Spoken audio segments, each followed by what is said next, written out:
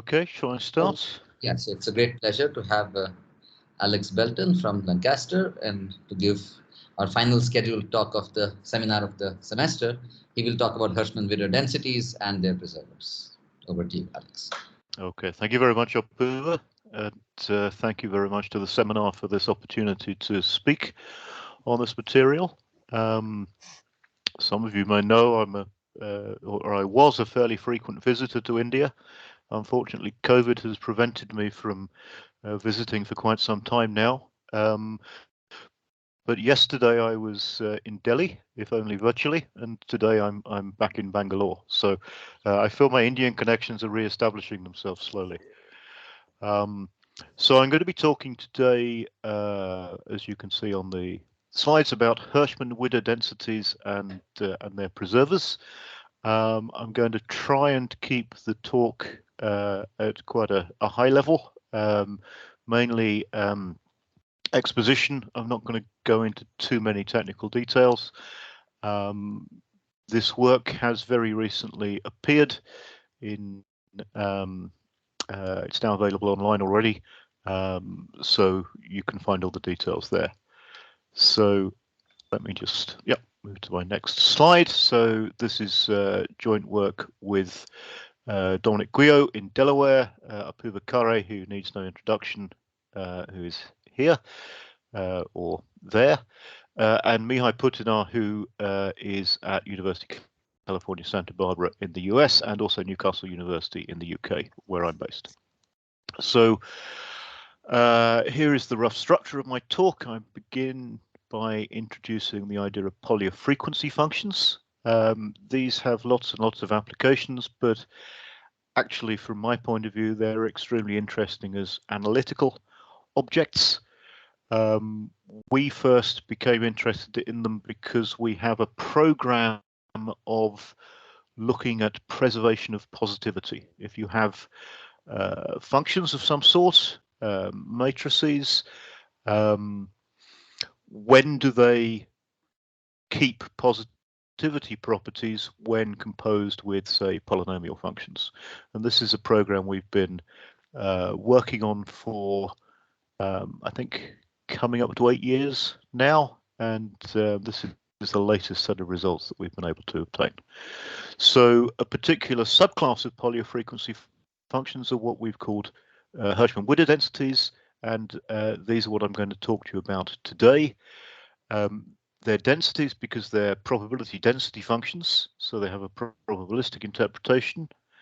They most naturally have a representation in a multiplicative form. So it's interesting to then go and find additive and determinantal representations for them. Their Maclaurin coefficients and moments can be described, and that shows connections to combinatorics, to Schur polynomials. Also, we were very pleased to be told by one of the referees for this paper that there are connections to orbital integrals, which enables me to mention only very small part of the work of the great Indian mathematician Harishchandra. And finally, I will come back to the question of rigidity under composition with functions. How do these Hirschman-Widder densities behave? So, what is a Pólya frequency function? So this is an object which was introduced by Schoenberg in around 1947. So that means they're coming up to their 75th anniversary. And essentially, it's a function which has a totally non-negative Toeplitz kernel. So the Toeplitz kernel is formed, as you can see here, and total non-negativity means that the determinants of that kernel formed in this way are non-negative determinants of arbitrary order. There are a couple of technical conditions, also Lebesgue integrability and being non-zero at least 2 points, but that's just to rule out some trivialities. So, as I say, these were introduced by Schoenberg 75 years ago, and they've been a subject of great interest ever since.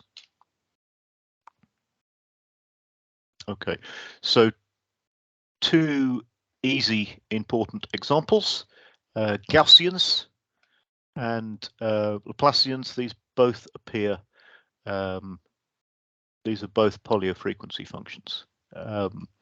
These have the property of being two-sided, their supports are unbounded. Later on in the talk, we're going to focus on functions with bounded but one-sided supports. Okay, so we first became interested in these functions around about 2 years ago, or actually probably a bit longer ago. The paper appeared 2 years ago, and we discovered the existence of a Pólya frequency function whose positive integer powers, other than the first, are not Pólya frequency functions. And it's actually reasonably easy to write down such a function. Well, it's very easy to write down the function. Here it is. So it's a linear combination of two Laplace functions. And to show that it has the property claimed, all one needs to do is look at the reciprocal of the bilateral Laplace transform of the powers. And I'll explain why this is what you need to do in a later slide, but it's very easy to find the bilateral Laplace transform of these powers fairly explicitly. As you can imagine, it's just a matter of using a binomial formula and then very simple Laplace transforms. And you can see for n equals 1, this is a polynomial with real roots, the reciprocal. For n greater than or equal to 2, that's no longer the case. We have some poles appearing, and that means we do not have a function belonging to what's called the Pólya class.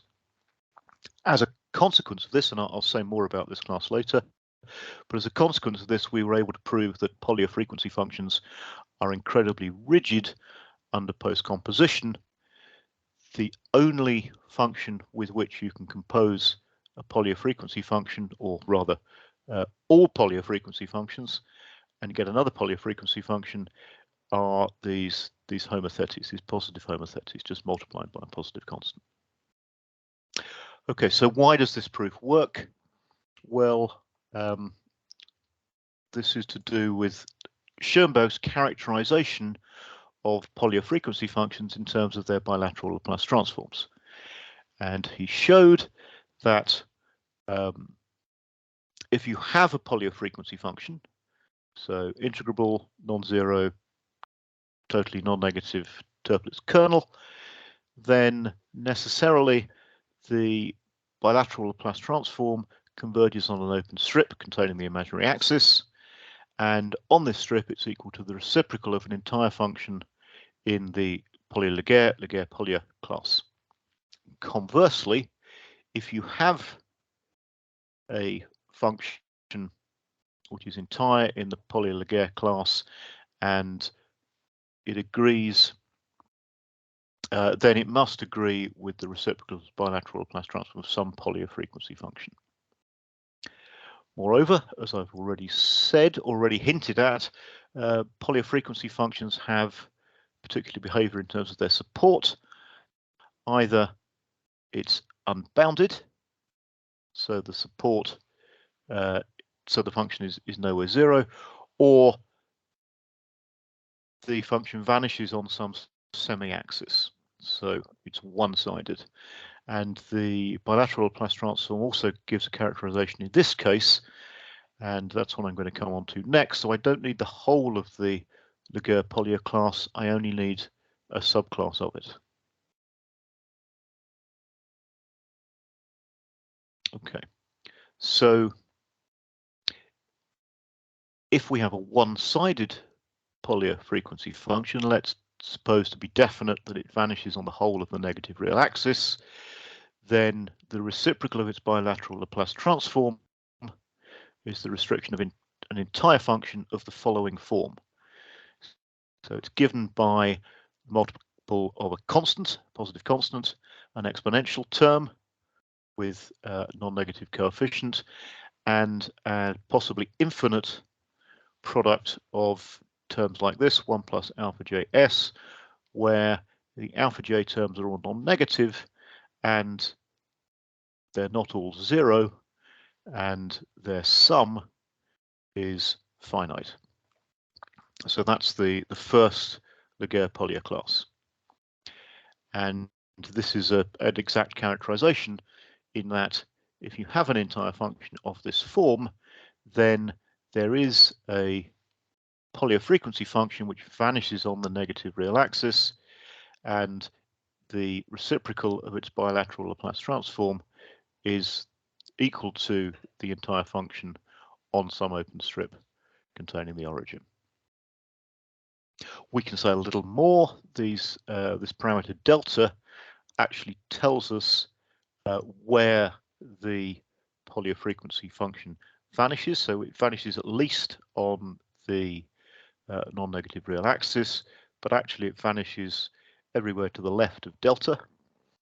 Moreover, and we'll see why this is true later on, but moreover, the coefficients alpha j in some sense determine how smooth the Pólya frequency function is, in that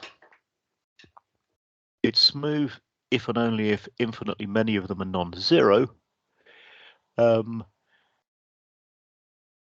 So if there are only finitely many, well, as long as there's more than one of those alpha j terms that's non-zero, then the function will at least be continuous. So the issue actually is only a lack of continuity, sorry, a lack of differentiability at the origin.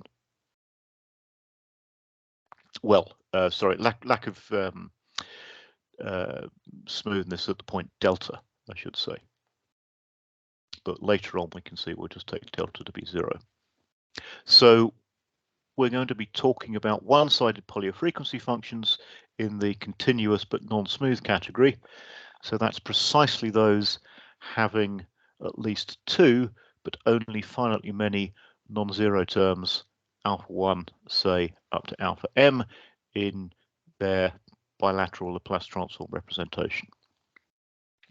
So clearly we can normalize things to ensure that the Pólya frequency function, which by definition is integrable, has integral 1. That corresponds, of course, to its bilateral Laplace transform at the origin having the value 1, which means that the constant c has to be 1. And we can also just shift the origin to assume that the parameter delta is 0 as well. And in this way, we are looking at what we call the finitely determined Pólya frequency functions. So those whose bilateral Laplace transform is precisely this product of reciprocals of monomial terms in the Laplace transform variable S. Okay, so we're going to give them a slightly briefer name.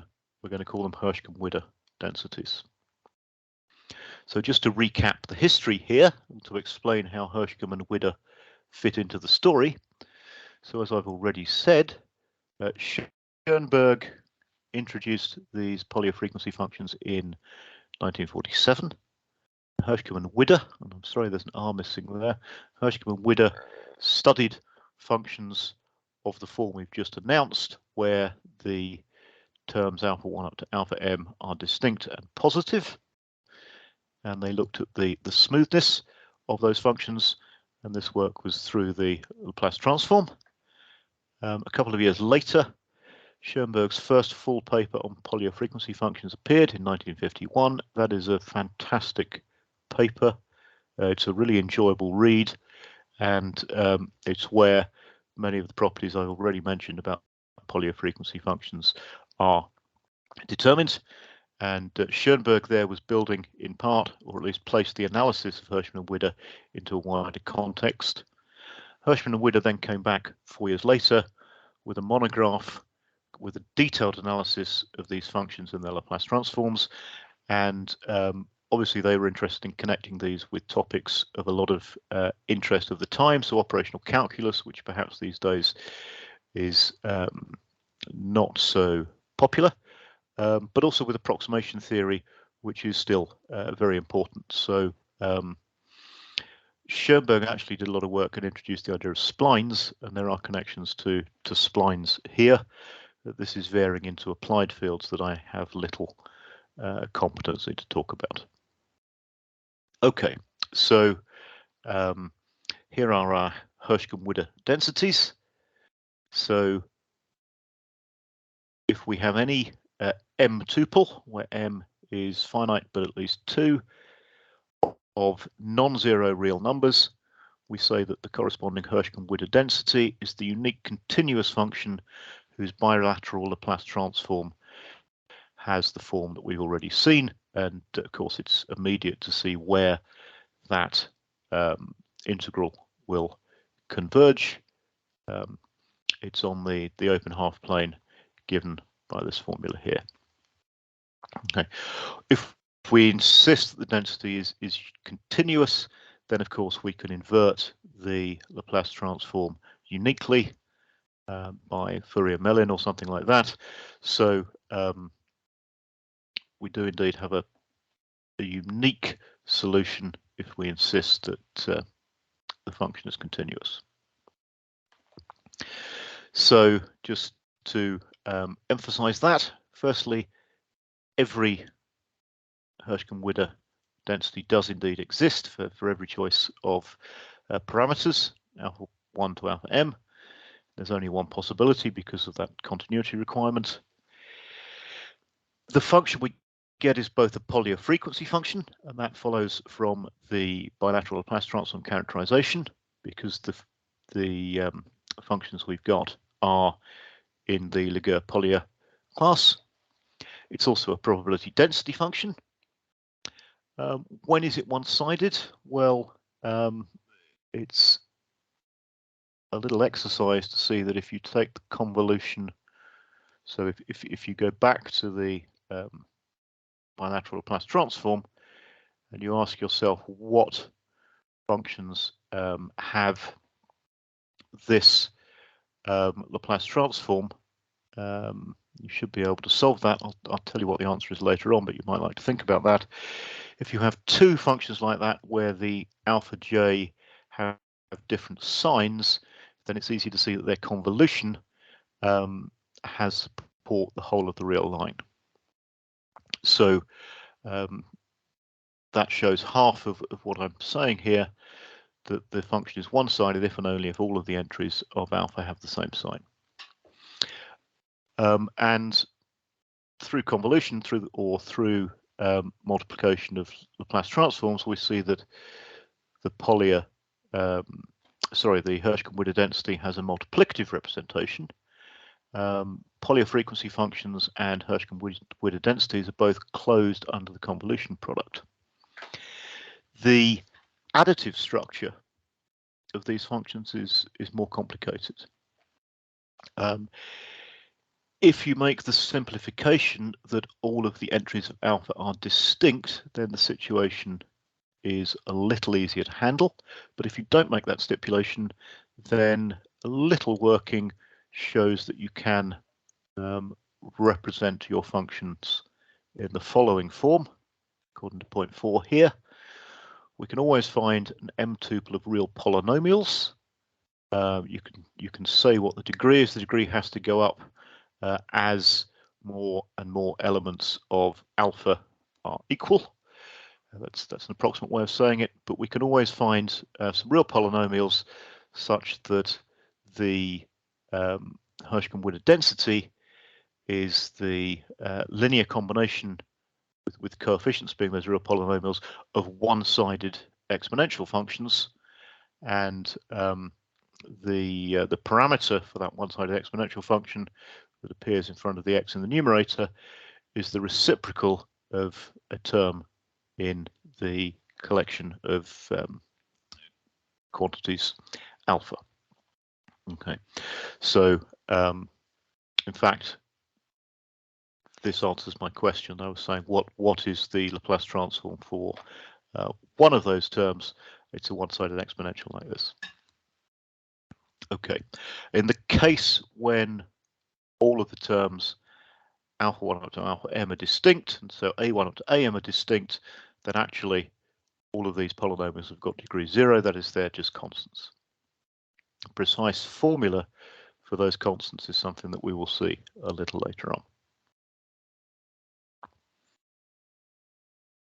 Okay, so I've said that these densities are non-negative, they integrate to 1, so they're probability densities.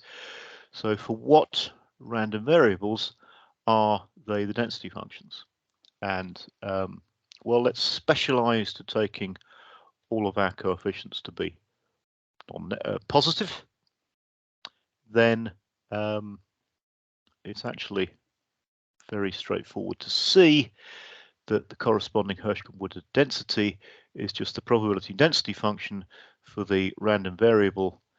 You can see here the linear combination of m independent and identically distributed exponential random variables, each with mean 1, and the coefficients are precisely the coefficients appearing in the definition of our Hirschman-Widder density. Why is that? Well, if you just calculate the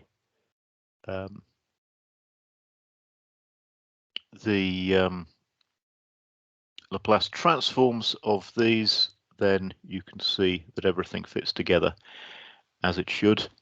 Multiplication of Laplace transforms, convolution of random variables, sums of independent random variables. So that gives us our probabilistic interpretation.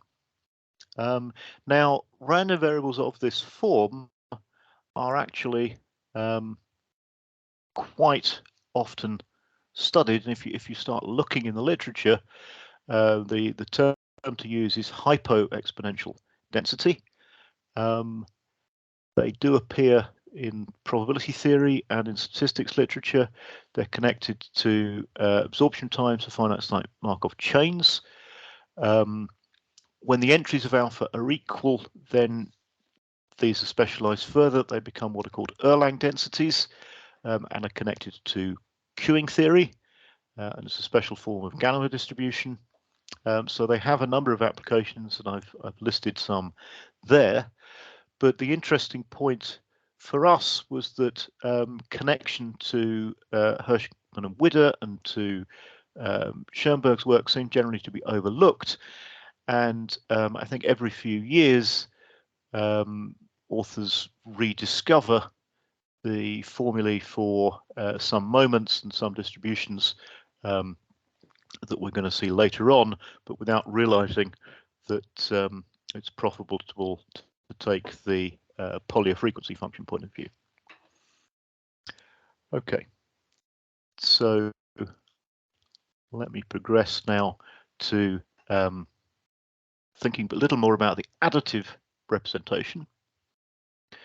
So as I've already said, if the entries of the parameter alpha are all distinct, and I'm going to call this a generic case, then the representation as a linear combination of one-sided exponential functions takes a particularly simple form. So if they're all distinct, then I can assume that they're ordered, because permuting the entries of alpha doesn't change the Hirschman-Widder density. So let's suppose that the alpha form a decreasing sequence, and so they're reciprocals, which I'm going to always call by A, corresponding to alpha. They'll form an increasing sequence, and the Hirschman-Widder density is given by that linear combination where the coefficients are all non-zero constants, and we have this nice explicit formula for those non-zero constants. So you actually have the product of all the reciprocals of alpha 1 up to alpha m, and also the divide that by the product of all the distinct differences. So alpha k minus alpha, sorry, ak minus aj, we need to take the reciprocals here, where k and j are non-equal. So this is a very pretty formula. It is not completely straightforward to obtain. It does take some work, but it involves some careful manipulation, which I've slightly facetiously abbreviated as just fun, careful manipulation of van der Monde determinants will lead you to this formula, and it's explained how to do that in the paper, which I'll mention later on. Okay, so once you have this, then actually you can go a little further. So I've mentioned van der Monde determinants, so let's get our notation straight. So given any m tuple of real numbers, a1 to am, the corresponding van der Monde determinant is given by this determinant of decreasing powers or increasing powers, depending on how you want to look at it, and also, of course, given by this product of differences. And then we can actually use this to, and we can use the explicit formula for the coefficient Cj that we found to write our Hirschman-Widder density as a determinant normalized by an appropriate factor, including the product alpha 1 up to alpha m and the van der Monde determinant involving the terms alpha 1 up to alpha m again. So this is a rather nice determinantal formula for Hirschman-Widder densities. Once you realize it holds, you can actually just expand it by the top row, and you see the coefficient Cj come out. So it really is a straightforward deduction from proposition 7. But it also points to a connection with what are called orbital integrals, which I will say some more about in the second half of my talk. Okay, so before we get there, let me just remind you about Schur polynomials. Apoorva is an expert on Schur polynomials, and I think he works to get them into everything we work on. I'm coming to learn a little more about them. So here we are. Here is our preferred way of defining Schur polynomials. If you have a tuple of non-negative integers, at least 2 of them, then if you work over an arbitrary field, as long as it has at least 2 elements in, actually thinking about it, fields must have at least 2 elements in. So that's a little bit redundant. Well, at least m elements, because you want the van der Monde to be non-negative. Sorry, you're absolutely right. I'm misreading my own slide. Thank you, Apoorva. There's a ghostly voice correcting me. Thank you. Then the corresponding Schur polynomial is defined by extending this expression. So you expand the determinant, you have your van der Monde, you cancel common terms, and there you have your Schur polynomial. Of course, if consecutive exponents are equal, then 2 rows or columns, 2 columns of the determinant will be equal. So, sorry, 2 rows of the determinant will be equal, so the polynomial will be 0. McDonald's and other authors prefer to have decreasing tuples of non-negative integers, and the determinant in the numerator, this exponent, looks a little different. It is straightforward to switch between these 2 conventions, and that's straightforward in the pure mathematician sense. It's straightforward in principle, and you can write down what it is. In practice, it's a little bit fiddly, but you just have to keep your wits about you. Okay, so given that we've introduced these Schur polynomials, we can actually give some explicit formulae for the Maclaurin coefficients, and on the next slide, the moments of our Hirschman-Widder densities. So we've normalized things so that our Hirschman-Widder density vanishes to the left of the origin, is smooth, infinitely differentiable to the right of the origin. What's happening at the origin itself? Well, it's continuous there. So the 0th Maclaurin coefficient must be 0, but it's not necessarily smooth there. And we have the following formula that, in fact, the first m-2 Maclaurin coefficients vanish, but after that we have an explicit formula. First we have a sign, then once again we have this product a1 up to am, and then we have a Schur polynomial corresponding to this particular choice of tuple with entries a1 up to am. And as usual, the a's are the reciprocals of the corresponding alphas. So in particular, it is possible to recover the parameter alpha always up to permutation of its entries, because permuting the entries doesn't change the Hirschman-Widder density, from the first m+1 non-trivial Maclaurin coefficients. So the right-hand limit of the m-1th derivative of the Hirschman-Widder density at the origin up to the 2m-1th derivative, right-hand limit of the derivative of the Hirschman-Widder density at the origin. Okay, so this also gives you a way of seeing informally why we actually get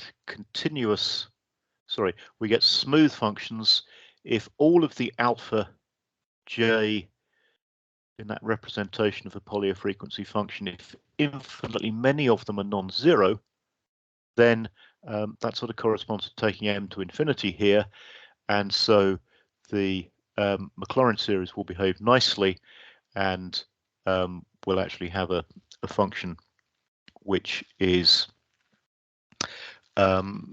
represented by its Maclaurin series at the origin from both sides. In other words, we'll have a smooth function.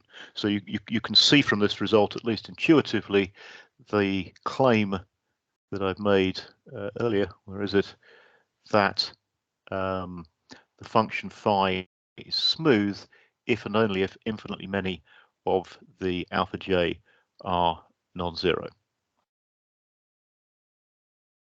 It's not fully rigorous, but it definitely motivates it here. Okay, so moving forward to the moments. So the moments are given by, of course, they're just the integrals of the monomial x to the p against the density over the whole of the real line. Well, we could do over the half line because our density is vanishing to the left of the origin, but okay. Now here we have a normalizing coefficient, which is just the p factorial, so for the pth moment, and then we have our Schur polynomial appearing again, where the first m-1 entries are consecutive integers going up 0, 1, and so on, and then we have this jump for the final entry where well, it jumps if p is 4 or more.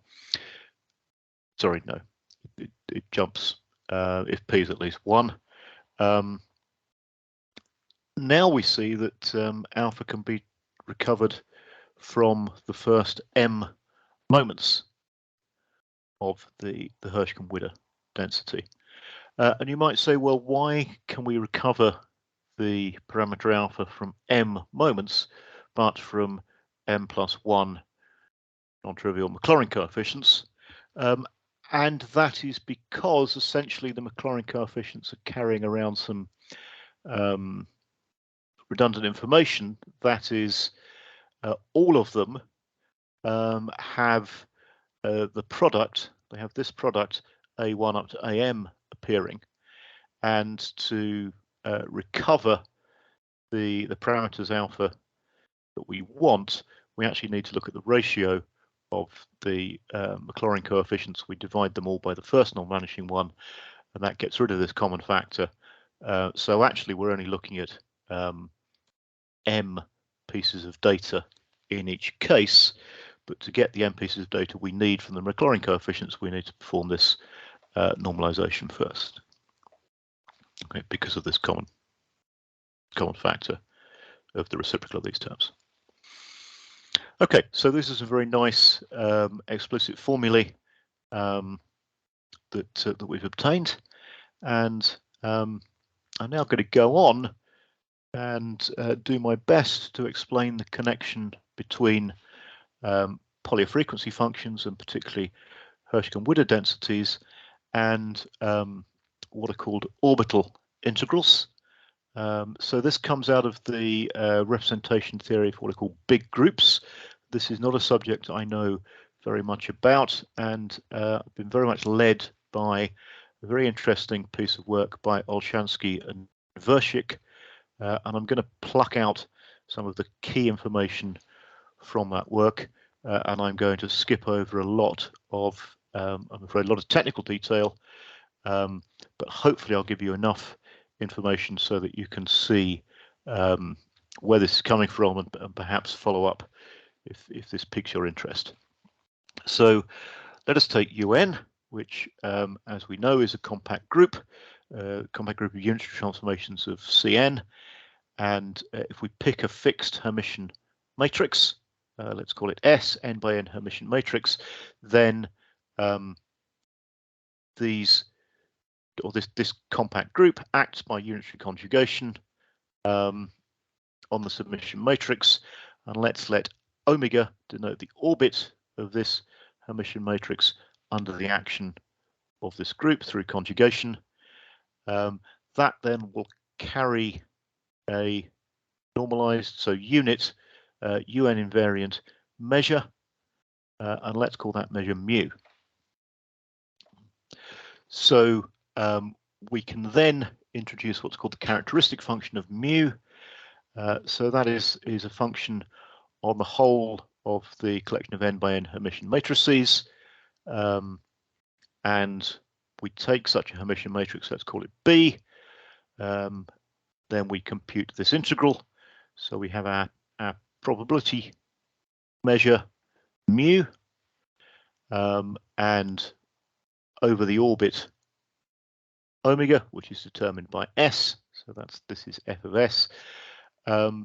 We take the product of our matrix B with a matrix M in the orbit. We take the trace, we multiply by the imaginary unit, take the exponential, then integrate out. So you can see why this is a characteristic function. It should be clear as well that this is invariant under unitary conjugation, because if we have unitary conjugation of B, then of course we can use the tracial property to turn that into unitary conjugation of M. Now mu is invariant under unitary conjugation, and so and the orbit is as well. So we have this identity that evaluating the characteristic function of mu at any point is a class function. It's invariant under unitary conjugation, and so of course what that means is that we don't need to consider general Hermitian matrices. All we really care about are the diagonal ones. We just really care about the spectrum, the eigenvalues of our Hermitian matrix B. Okay, so we have a function which depends only on the eigenvalues. Moreover, we can permute those eigenvalues, and the characteristic function won't change.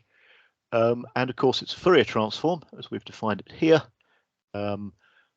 Chose the more old-fashioned term characteristic function to delay using the term Fourier transform for a moment, but of course it's a Fourier transform, so it's a positive definite function.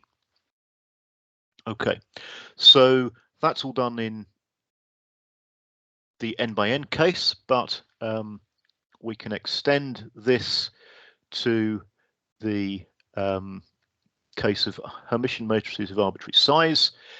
If we do this, and this is where I'm being very sketchy, the functions that we obtain, as long as there's a normalization, they form a convex set, and the extreme points of this set, extreme points of convex sets are always interesting, are multiplicative in the sense that if we look at one of our characteristic functions, then of course we can look at it, as I've already said, just on diagonal matrices.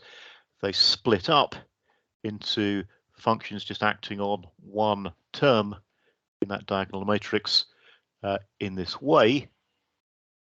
These are extremal points when this multiplicative splitting happens, and this occurs precisely when the corresponding measure mu is an ergodic measure. And Olshansky and Virchow have a classification theorem which gives a bijective correspondence between the ergodic unitarily invariant probability measures, so the ones where this multiplicative splitting appears, and Pólya frequency functions. Why? It's because these functions f are actually Pólya frequency functions. Or to be more precise, f is the Fourier transform of a Pólya frequency function attached to the ergodic measure mu.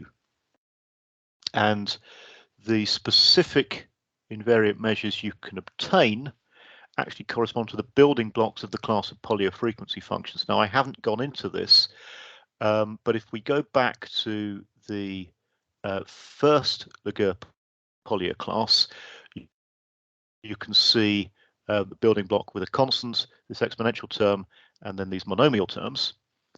And to get the whole of the Laguerre-Pólya class, essentially you just need to add a Gaussian in there as well. And so these are the building blocks, and these same building blocks appear when Olshansky and Virchow are looking at the ergodic unitarily invariant probability measures on the space of Hermitian matrices of arbitrary size. Okay, so what I want to do is use this observation actually to get an orbital integral representation for the Hirschman-Widder density. Those of you who are of a sensitive disposition around analytical technicalities will just have to hold your nerve and bear with me a little bit here. So let's suppose our Hermitian matrix S is diagonal, and let's take another matrix B, which is also diagonal, having this very simple form, a 1 in the top left corner and zeros everywhere else. Now, it's also the case that one can switch the F, S, and B. You can switch them around. Again, it's using the tracial property and exploiting this integral, but you can actually see, and I know that here I've defined things for Hermitian matrices, and if X is real, this most certainly isn't Hermitian, but we can essentially analytically continue things. If we use this symmetry, then it is possible, without too much work, to obtain this explicit formula for the characteristic function fs evaluated at this matrix with only one non-zero entry, and it has the following form. So we're integrating over the unit sphere in cm. This is just the Khare measure, Khare probability measure on that sphere, and we have this sort of Gaussian looking kernel here, and the coefficients alpha aj that appear correspond to the eigenvalues of the Hermitian matrix S that we started with. This is valid for any positive x. Okay, so there are lots of technicalities that have been swept under the rug there, but let us continue. And I claim that up to a normalization, which we will be able to obtain explicitly, that spherical average is actually equal to the Hirschman-Widder density lambda alpha at the point x, as long as usual, the entries of alpha correspond to the reciprocals of the entries of A. And the key to obtaining this integral representation is the following formula, Harris-Chandra, Itzikson-Zuber formula for a determinantal representation of a characteristic function of an orbital integral of this form. So we have some product of factorials, some van der Monde determinants, and then a determinant involving exponential functions of these coefficients of this form. This holds as long as these coordinates are distinct, and we obtain, or rather, Hirschman-Widder and Itzigson and Zuber obtained this formula. Now, if one looks at this formula, the right-hand side, and this determinant involving exponential terms, then one might be reminded, if one's of an optimistic frame of mind, of a formula that we've already seen, and that's the determinantal representation of our Hirschman-Widder density. Now, of course, it's not quite the same, but it's not too difficult to see how to obtain this Hirschman-Widder determinant from this Hirschman-Widder Itzigson-Zuber determinant. Okay. You just differentiate a few times and then set some terms to 0. And indeed, if you do that, then, as I've said, we already know that our Hirschman-Widder density has this determinantal representation, and we can actually obtain this determinant from this one by, say, doing some differentiation and setting some terms to 0. If we do the same thing for our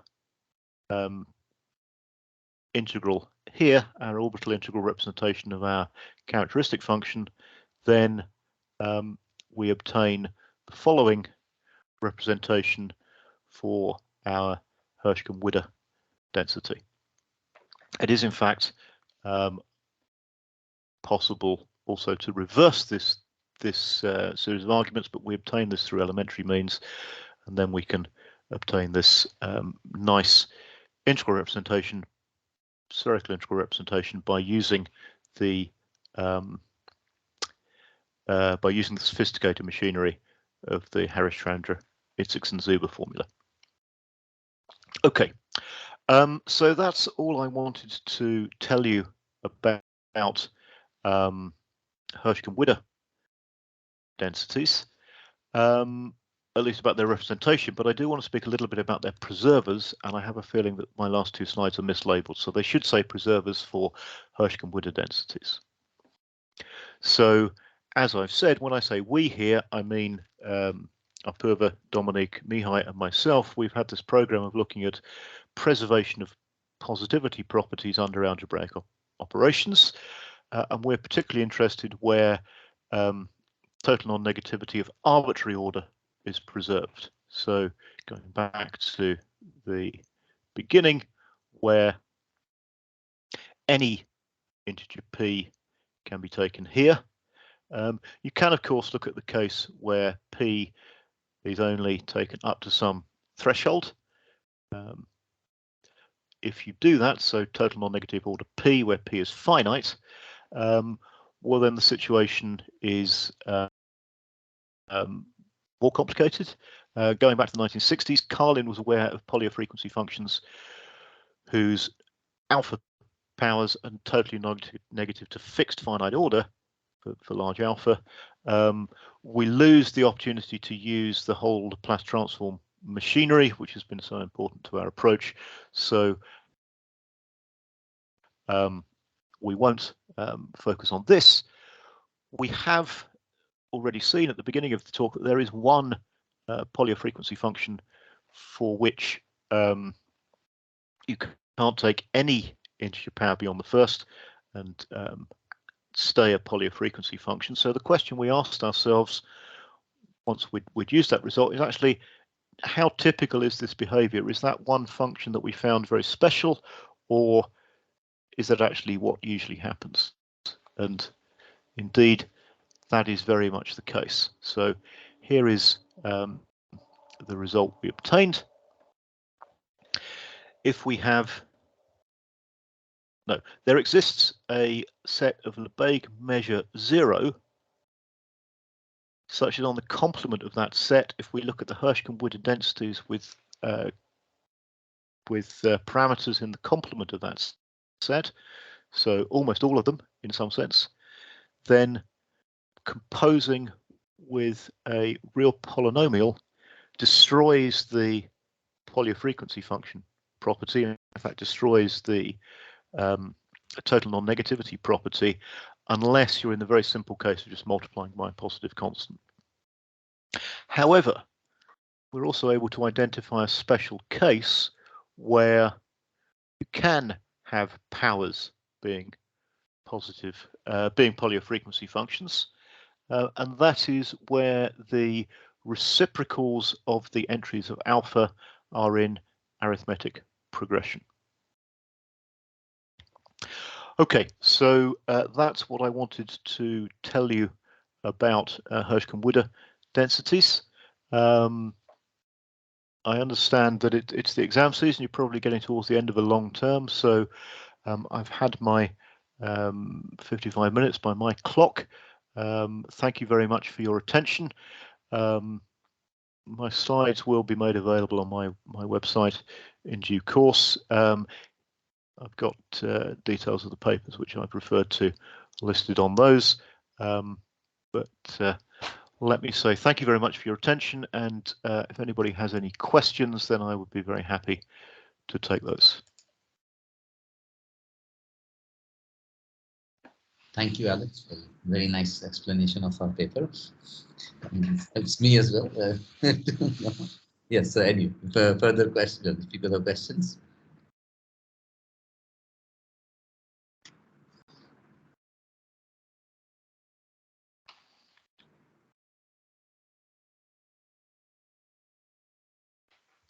If not, then thank you once again for the opportunity, and I very much hope to see some of you in person before too many more months elapse, either at the Galway meeting of the International Linear Algebra Society, which I'll be attending, or hopefully I'll be visiting Bangalore before too many more months have passed.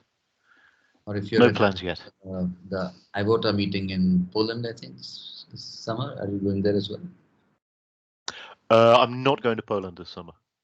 No. No. Okay, so yeah, let's, I guess, thank the speaker again, offline, online, somewhere, and then, and yeah, I'll stop recording. Okay, thank you all very much.